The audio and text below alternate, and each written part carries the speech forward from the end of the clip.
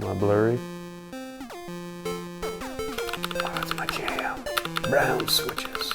Hanging on a keyboard, singing in a spotlight. You know, when you continually return to a company or revisit a company that makes a product you like, and you see that each time you do, it gets progressively a little bit better to a lot of bit better, well, I think that's how you know that a company cares about what it's putting out there, and that is something with Royal Kludge, 100%. This is the RK84 keyboard. Most of what they put out, I'll try to get my hands on and take a look at. Now, again, if you guys know me, or to anybody who does know me a little bit, I love a 10 key, so it'll never be my daily driver because it's not a 10 key one. They do have the RK100, which is a 10 key in its own regard. It's got a different zero and it bothers me, but it's a wonderful keyboard also.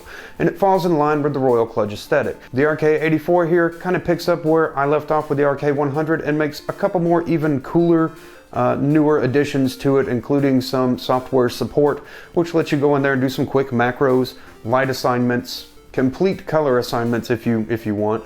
But the software support is pretty cool, and it's actually on that borderline of intuitive and maybe too much, but not really difficult to kind of grasp at all. You can go in there and use it pretty easily. So I'm gonna quickly go over this one because like most of the newer ones that have been coming out from Royal Kludge, they're featuring a lot of the same improvements and improvements upon those improvements. So let me quickly go over this keyboard. I'm using an RGB variant with blue, nope, I lied. I'm using an RGB variant with brown switches. I'm assuming they're Otimu or TTC switches, and they have that nice sound.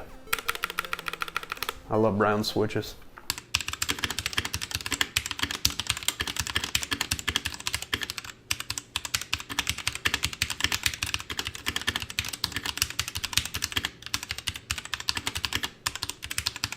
Oh, it's my jam.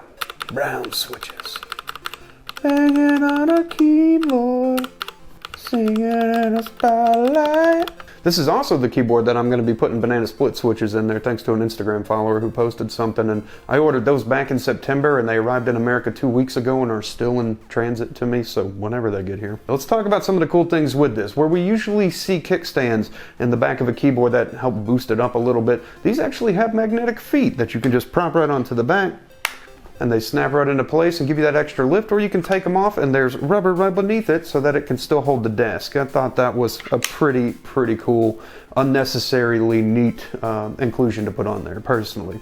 We do have two USB pass-throughs. These USB pass-throughs are only going to work if you're going in USB mode. You can't use Bluetooth and the gigahertz mode or the gigahertz mode and expect the USB pass-throughs to work. It doesn't work like that. They have to be able to travel through a direct line into the PC in order to be active USBs, and they're going to be USB 2.0. So I don't recommend plugging like any kind of VR requiring, or really highly recommending USB 3.0 into those. But it's nice to be able to kind of create two extra USB 2.0s for other peripheral devices that you may have. On the bottom of the keyboard is a magnetic holder where you can put your USB dongle, and you can also swap from Bluetooth to gigahertz mode, as well as turn it on or turn it off on the bottom. If you're plugged in via USB, set it to off and run it that way. You can function swap to multiple different devices, so it can be Bluetooth to that computer there, this computer here, and I can just swap which Bluetooth profile I'm on in order to swap it to those different computers. The keyboard has a fairly hefty weight, as you can see here in the shot, and multiple different lighting modes, which I should be showing you throughout this video as long as I'm on my game. If I'm not, then you're not seeing much of it, but I don't want to waste a whole bunch of time showing too much,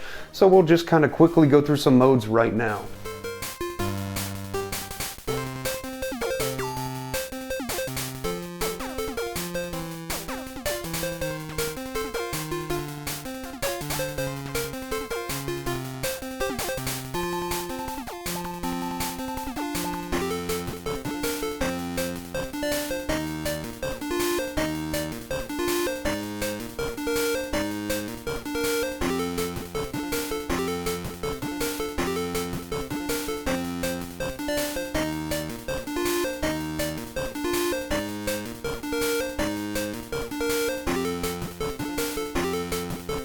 Now, as I mentioned earlier in this video, I will be putting banana split switches into these, which should tell you they are hot swappable. They are not soldered into the keyboard. You can remove them, and they are 5-pin compatible. So you can put 3 pins and 5 pins into this keyboard. If you don't know what I mean by that and you're wondering what that means, there are different switch types, and there's 5-pin switches and 3-pin switches. If the PCB on the keyboard only supports 3 pins, you can't put a 5-pin into that.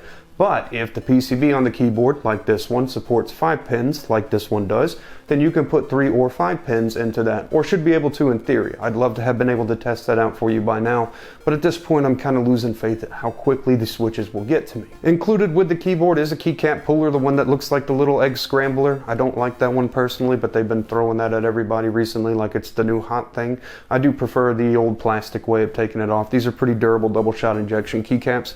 They actually have a lot more quality than some of the other keycaps I've felt more recently on things, as well as aftermarket keycaps I've purchased where I've thought these are a little cheesy feeling, and the double shot is a little bit like they just kind of splooged it in there and walked away. Now I almost forgot to mention to you, see this? This is the bezel frame for the actual keyboard. Right there it says Royal Kludge.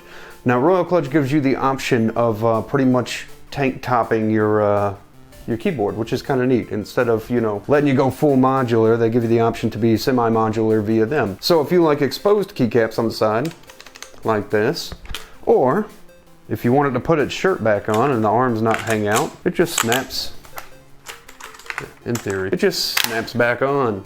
But it's easy enough to just pull it off as well. Yeah, there you go. Guys, at this point, if you've been on the fence about Royal Kludge and you haven't tried any of their keyboards, I've just got to say, I think that there's no reason not to be a pretty big fan of the quality and type of product that they're putting out there, especially at the price point that they're doing it for people. Their prices have gone up a little bit since I first started buying them, but they've definitely, in my opinion, earned that spot. It's a very thick, durable, quality bezel that has a lot of features, and now, especially being able to use software to do a little bit more with it, just kind of throws it up another notch.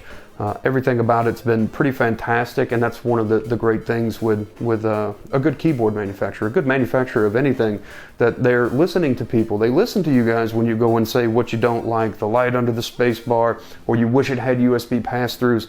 Well, they give you 2 USB pass-throughs. And this is probably more of a just I'm happy with this company, and that there's companies like Royal Kludge out there putting out this stuff and listening to what the followers of Royal Kludge wanted to see, wanted to know. Yeah, they've come a long way since I first started looking, and I hope to keep watching them go a long way. If this is just a you looking for confidence in a product video, that's kind of all I feel like I'm trying to do. And I don't usually get this excited about a company. Anyways, you guys have a great day, night, whatever it is. I'll see you in the next video that I do.